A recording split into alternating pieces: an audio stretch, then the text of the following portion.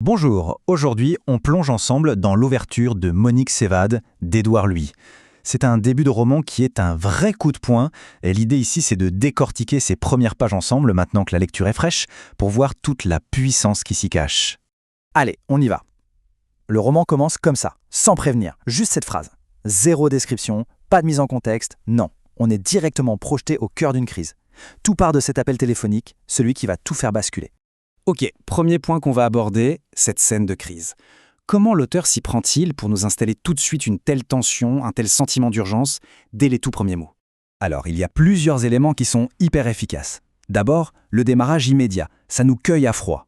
Ensuite, ce détail sur la rareté des pleurs de sa mère, là on comprend que la situation est exceptionnellement grave. Ce ne sont pas des larmes pour rien. Et enfin, l'avalanche d'insultes, très crues, qui nous balance la violence en pleine figure.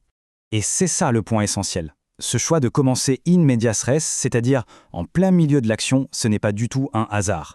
Le but, il est clair, nous immerger direct dans le chaos émotionnel de la scène. On doit ressentir l'urgence et la violence, sans aucun filtre.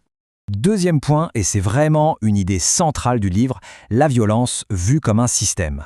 Ce qu'il faut bien comprendre, c'est que la scène qu'on lit, ce n'est pas juste un accident de parcours. C'est bien plus que ça, c'est un schéma qui se répète, une sorte de piège. Et ça nous amène à la question que le texte nous pousse à nous poser.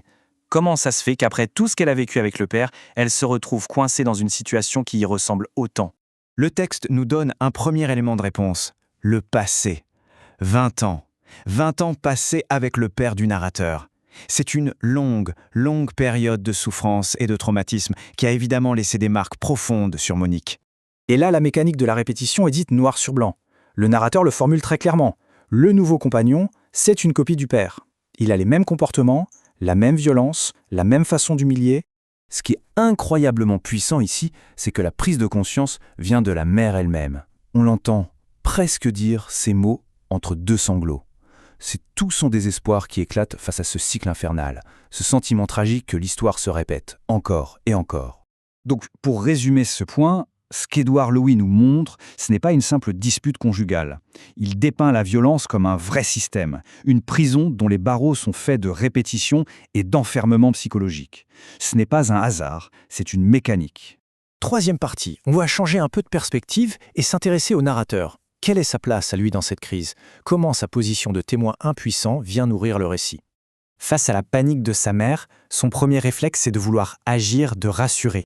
Ces mots, c'est une tentative de reprendre le contrôle, de proposer une porte de sortie. Sauf que le texte crée tout de suite une tension énorme. Ses paroles se veulent rassurantes, mais elles se fracassent contre la réalité. Il est à des milliers de kilomètres. Cette distance physique, elle rend son impuissance absolument totale.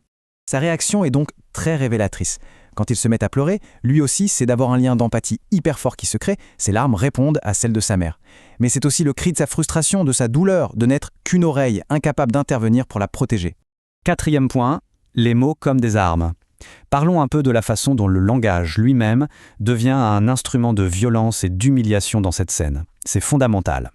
La question qu'on peut se poser, c'est quels sont les procédés que l'auteur utilise pour nous faire vraiment ressentir l'impact de cette violence verbale? Et là, il y a une technique de mise en page qui est juste brillante. Regardez bien. Édouard Louis n'écrit pas les insultes les unes après les autres. Non. Il va à la ligne pour chacune. 2 salopes, barre de pute, barre de cône. Cette fragmentation, c'est pas un détail esthétique.